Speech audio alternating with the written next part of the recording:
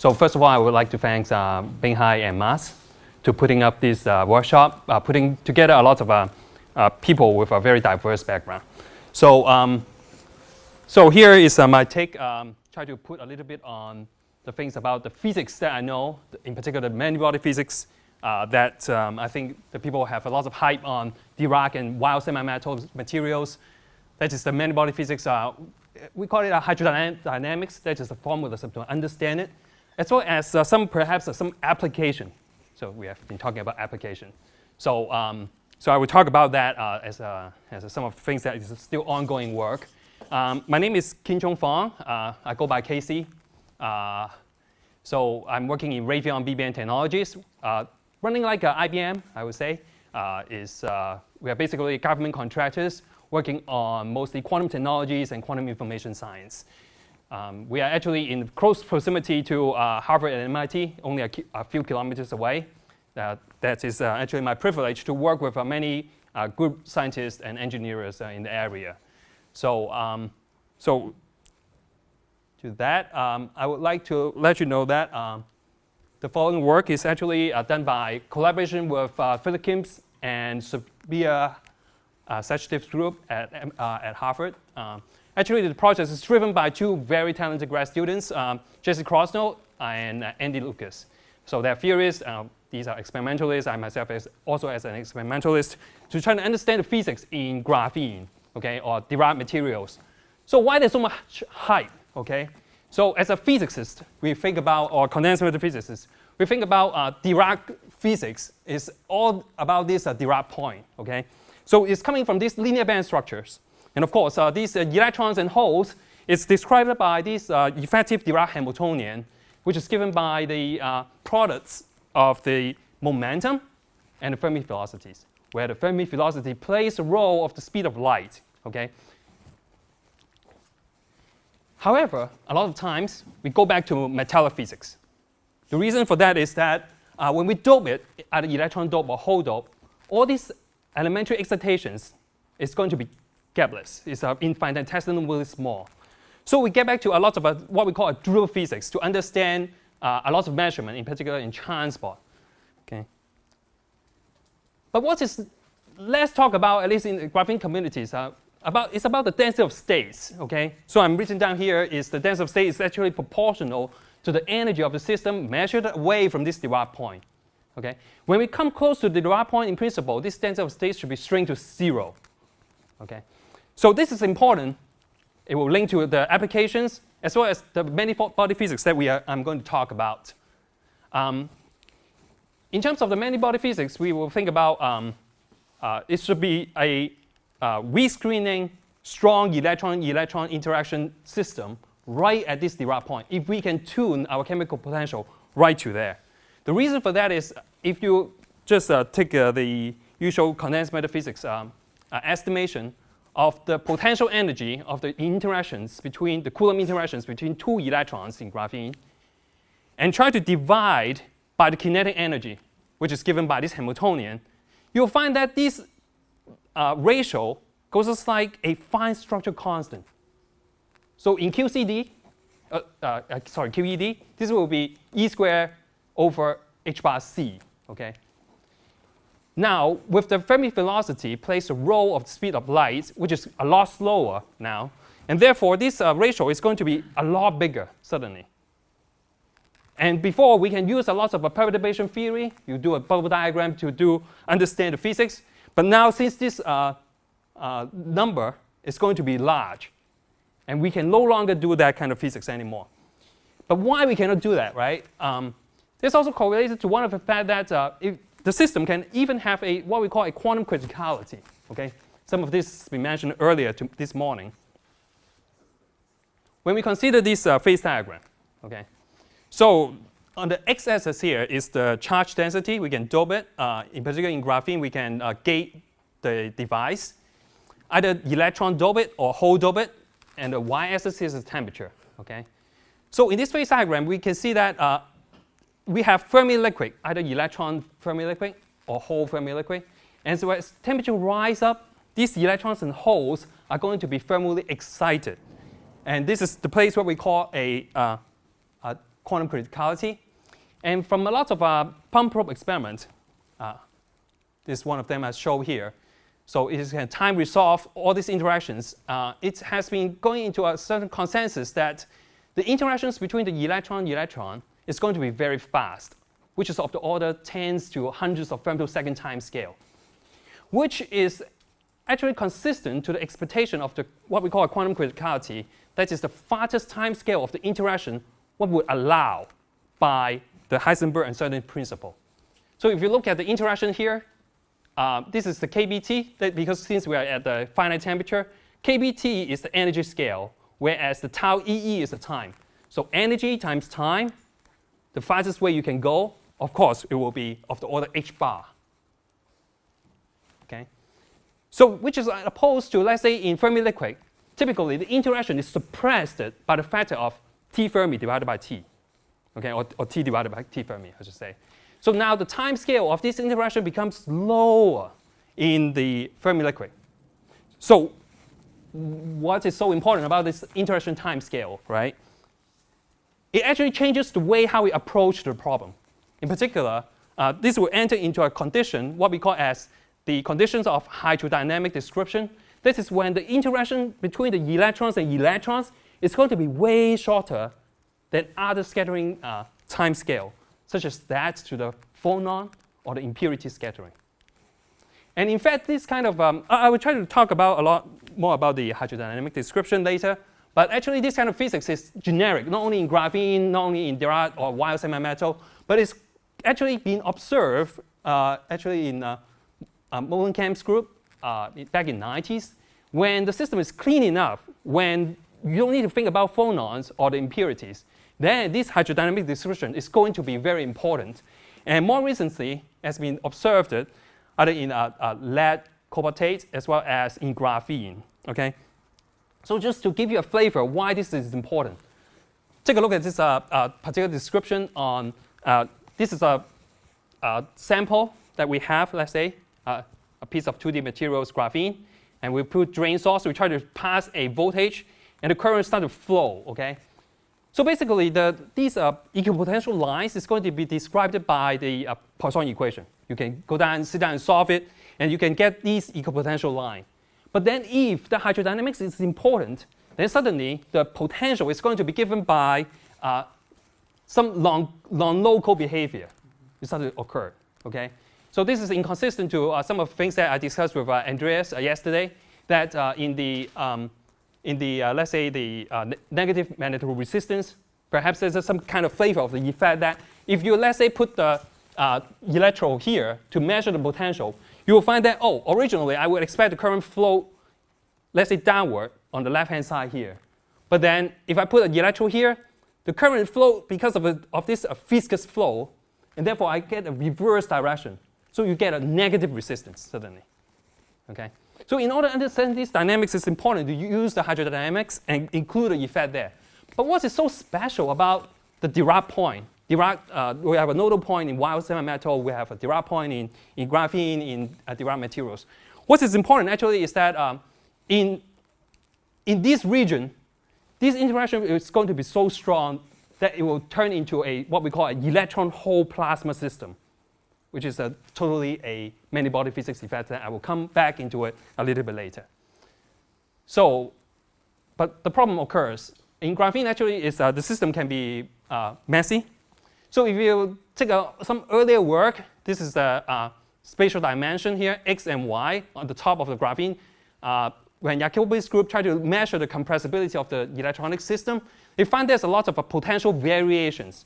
So this color plot is actually the potential variation up and down away from the Dirac point. So you can see in the scale here, it's actually of the order, if you translate into temperature, this energy landscape is of the order 430 Kelvin as large as. Since you are sitting at room temperature or low temperature, basically you are in these big hills and mountains. Okay? So of course, you cannot assess the Dirac point physics. And there's a new development back in, I think, early 2010 by Horn's group in Colombia. So what they did is try to use a boron nitride to shim the graphene up so that we have a nice material And if you compare to what you saw before, this is before, and after, you will see this variation of potential become way, way, way smaller. And in particular, if you look at the color plot here, if you translate into how many mini EV, we are talking about 5 mini EV of energy. And that is about 50 so Kelvin-ish. That means if we are sitting at, let's say, 100 Kelvin, our thermal energy is already above this disorder potential. So this answers the question is how clean is clean, or in this drum head mode, for instance, right? We want to assess the many-body physics there. Then we have to have an energy scale that is large, the thermal temperature scale, large compared to this wobbling, or the disorder potential. OK, let's move on. These are the people who really painstakingly make the devices so clean that when we make a transport measurement, we start to see that as the temperature rises up, the measurement of this width, so basically this width is basically given by the thermally excited electrons and holes, this charge carrier that are thermally excited. So this device is very nice and clean. We measured several of them, and all of them actually show these hydrodynamic behavior. So the question then is, everything is exotic, it's nice, but how can we find it, right? So especially at the Dirac point, things can be very difficult. So here's the theorist comes to save our day. There's a series of work, theoretical work, that predict very sharply there should be a breakdown of what we call Wiedemann-Franz law at the Dirac point. So what is Wiedemann-Franz law? So this is it. It states that the thermal conductivity of the materials divided by the electrical conductivity divided by the temperature of these electrons should be given by a constant. This is only lead to some fundamental constant, Kb and E. This equation is kind of amazing if you think a little bit carefully about it. It is independent of the density. You put more electrons in hole, it does not really matter at all. The mass does not matter. Mean free path scattering time, no, nothing there. It's fundamental constant. It is because of this charge, not only responsible of the charge transport, but also on the thermal transport at the same time. That's why you have these beautiful physics here. And if you look at this is plot about a lot of materials, how far away from it deviated from this Lorentz number, it's actually pretty on par. Okay? So it is true in Drude model physics, that means non-interacting physics, or in Fermi liquid theory as well. It's just a little modular changes here. So I would like to put a little caveat here that there's some people think that in a electron and hole band, two-band system, you may even also have this kind of a violation of the Wiedemann-Franz law. Okay? But I can show you later in the discussion time some of the plot that I put out compared to the theory. This is actually a many-body physics effect and nothing to do with the two-band system. So here's a simple way to understand why we should expect such a breakdown. So in particular, near the Dirac point, we have electrons and holes. So H here means the place where it is hot. C means here the place is cold. Of course, when we say thermal transport, what it means is that the fast-moving electrons go to the slower side. So as a hole. So the electrons and hole kind of moving in the same direction. Whereas in the electrical transport, the electron would like to move to the positive potential, whereas the hole moves to negative potential. So if they are interacting, you can think of these two fluids going in two different directions, start to impeding each other. Whereas in the thermal transport, they go together. The interaction does not really matter because they just run together. The interaction does not change the total momentum of this center of mass frame as you move along. So if you put that together, therefore, this transport, the thermal transport, is going to be unimpeded. And therefore, it is going to be larger. This thermal transport will be larger right at the Dirac point. And therefore, we have a Lorentz number effectively higher than the book value. This is given by the Fermi liquid theory. This is the experimental setup that we did the experiment in BBN technologies. So you can see there's a lot of mass here. It's a lot of low temperature physics, control of the temperature, how to do a good microwave electronics. But it boils down into one simple thing, that if you forget about how this measurement be done, remember this particular thing. It's basically a noise measurement. I measure the electron temperature of the Dirac fermions. Okay? So here's the amplifier. So if you ask how well you can do a measurement, so it's interesting that as you amplify the noise of the system, you also inject noise at the output. It is dictated by this amplifier, how well we can do. So if you take a look at the equation, the noise coming out of the system, it will have added noise. I call it KBT system. Okay? If the noise temperature of this system is high, this residue will be large. And of course, I have to do some calibration. This is actually quite interesting because if you look at it, this is exactly the same kind of system that the people use to measure the cosmic microwave background. It's kind of system like that. Except that they don't look at it, the electron temperature in the graphene. They couple it to an antenna and look at the sky and measure the universe temperature. And this is amazing. This is a one-page, perhaps one data point Nobel Prize winning work in 1965. They say that, well, this is Bell Lab, okay? So the people ask them, well, what if we have a satellite in the future? We point our dish up. Can you tell me how well I can telephone my friend? Okay? So this is what they did. They put the dish up and find that, oh my goodness, they know this system temperature very well by the measurement already, but they have an excess in the temperature that is 3.5 Kelvin. Okay, now we know that the universe is about 2.7 Kelvin, but this is kind of the same kind of measurement physics that we are employing here. They measure the cosmic microwave background temperature. I measure the electron's temperature in graphene. And this is what I do in more details. So I feed a current into the graphene. So there's a little trick I have to do because there's an impedance matching. I don't want to bother you there right now. But I feed the current into the graphene, and therefore there's a resistor. Of course, I heat it up. There's a Joule heating, as simple as that.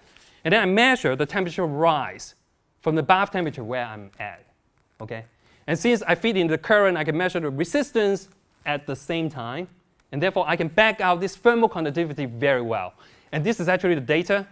This is the doping level. This is the thermal conductivity, the counterpart of the electrical resistance, or electrical conductivity. So we can do that very well, down to even a temperature measurement of about mini-Kelvin level in 1 second of average time. So if you will, it will be roughly about several tens to 100 ppm level. So measuring thermal measurement is kind of complicated, okay? So it can be a relatively complicated thermal diagram. This is the electrons. You put the heat into this system, and the heat can leak out in many ways, to the side, to the electrode, or to the phonon. But luckily, these two kind of heat transport has a very different temperature power law.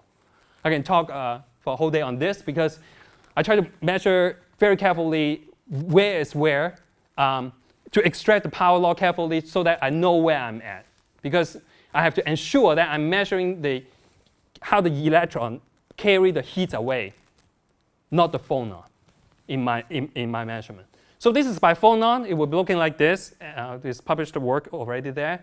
And if it is purely by electron, which is the Wiedemann-Franz here, in fact, in some of the sample, some dirtier sample, I can measure the Lorentz number out of the sample looking like this. I can extract it from this linear law. Okay? So basically, up to about 100 plus Kelvin, I'm not limited by the phononic system. So that means in the blue region here, I basically measure the electron diffusive thermal conductance. So after all this work, then I will have my experimental window there. High above, I will be limited by the phonon scattering. Too much below, I will be limited by the disorder system. So we go for the clean sample. We try to measure this ratio here. That's what I'm going to plot. I measure the thermal conductivity as well as the electrical conductivity simultaneously, divided by T, and divided also by the bulk value. When this ratio is equal to 1, that means the Wiedemann-Franz law is satisfied. Okay? That is going back to the bulk values of the Fermi liquid. Well, okay, at low enough temperature, of course, it can. The red dots are the thermal conductivity, whereas the blue is these products. And then as we rise up in temperature, boom, this ratio way go beyond 1. In fact, the highest value that I got is about 22, an order of magnitude higher than what is supposed to be the bulk values in the Fermi liquid theory. And I can also do it as a function of temperature here. So this is close to the Dirac point. It will rise up and then come quickly down, suppressed by the photon system. And if we are going away from the Dirac point, this basically follows what we're supposed to be, the Wiedemann-Franz law says, and then start to deviate in a higher temperature. And a colorful map will be looking like this. So color map here is the measured Lorentz ratio divided by the bulk value. And the highest value here is about 22 as a function of temperature as well as the carrier density is right at this center point in this phase diagram. Okay, just give you a little bit more confidence. There's some more theory that we can work on, actually Andy worked on it, to understand how it depends on the entropy of the system as well as the momentum relaxation length. That is, eventually you have some disorder, what happened? So this entropy density essentially is the thermal energy at that temperature per particle. This is basically what it is. We are a little bit higher because of the disorder. Okay. So we can go into more details, but I want to talk a little bit about why this is important right at the Dirac point. Because of the hydrodynamic system, as I talked about a little bit earlier, is describing the electron hole plasma system.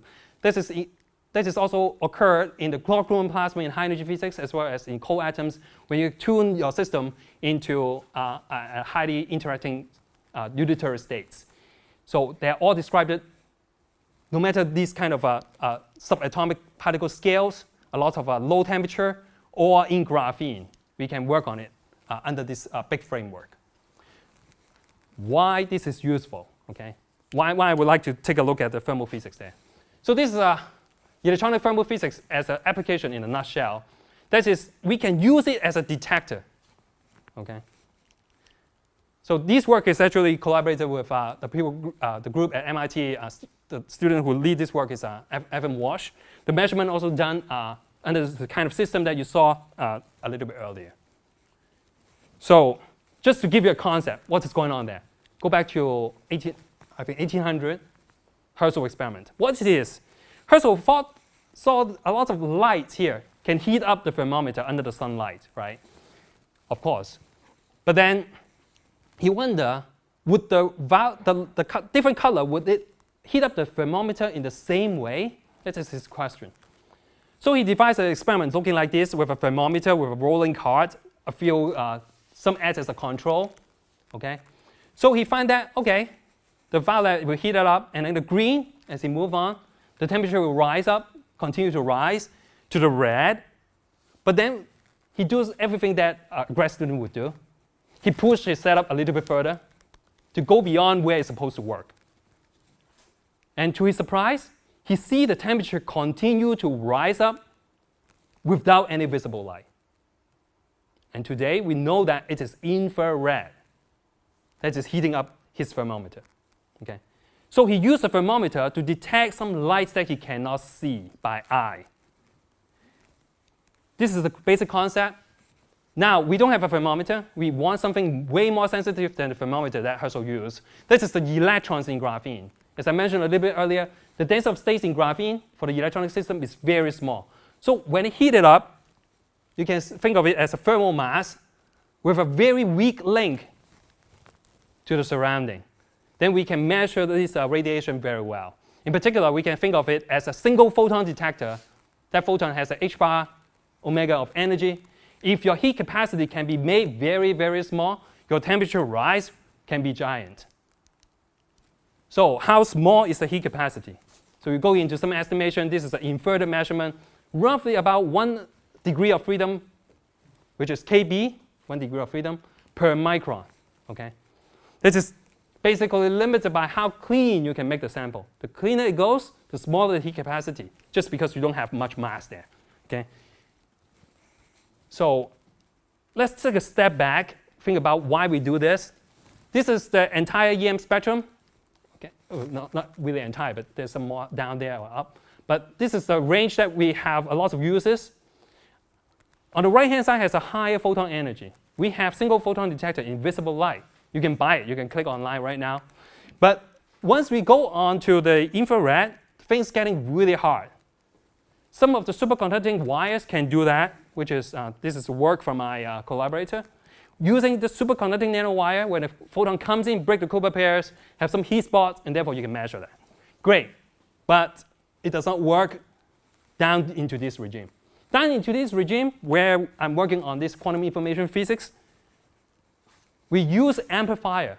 We use something even close to the quantum noise limiter amplifier here. The traveling wave amplifier, we are collaborating with NASA as well as NIST. So we don't really have a good single photon detector down in microwave regime. It would be nice because there's a lot of technology out there. This is a qubit. We have a fridge. We can run a lot of interesting experiments if, and only if, we can complete the toolbox. So if you estimate with some reasonable heat capacity that we may have in graphene, then you can actually start to realize that, oh, OK, we may be able to see a single photon down to about gigahertz level if we are in dilution fridge. Okay? It's hard, but it can be useful. How to do that? So this is the things comes in something related to Christoph's talk, that we know that when we make the graphene as the weak link in the Josephson junction. So this is the Josephson junction that we Guildhall fabricated. On two sides, this is a superconducting wire. In between is the graphene. Okay? And this Josephson junction critical current is going to be very sensitive to the electrons inside the graphene. Okay? Under this state, we have a certain critical current as we pass the pass a bias current through the Josephson junction. But when the photon comes in, it will change. It will heat up the graphene. What it means is actually a smearing off of this Fermi distribution. And if it happens, then I will see a change of the IC. Okay? And I would say, ha, there's a photon comes in. And in fact, I have some data that, in fact, showing some infrared photon data, which I think is hard to tease out sometimes because it's also correlated to the superior steps, because the superior steps also modulate a critical current. We have to do some more careful work about that. But certainly we can try to do something like this, because in Dirac and wild semi-metal, it has a very small density of states. This is something that we can take a leverage on. A little bit different from what you may think about when we have a high mobility electron carrier. But this is a completely thermal effect.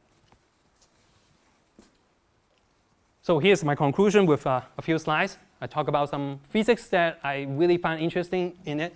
This is the hydrodynamic physics. So we should think of, in principle, that the electrons and holes in graphene should flow like a fluid, not like an electron gas. Okay?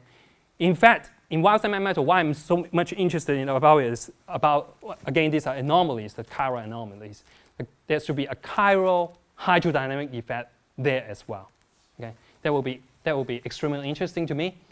And this is the data. At least we try to take a first steps to understand the hydrodynamic physics in graphene. How does it relate to other physics? And as well as how we can make a detector out of it.